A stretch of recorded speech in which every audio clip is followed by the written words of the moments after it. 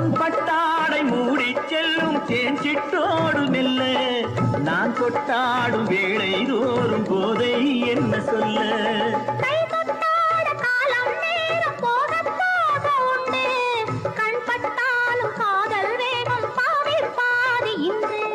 பள்ளிக்கூடம் போகலாம் பக்கம் ஓடிவா பள்ளிக்கூடம் போகலாம் பக்கம் ஓடிவா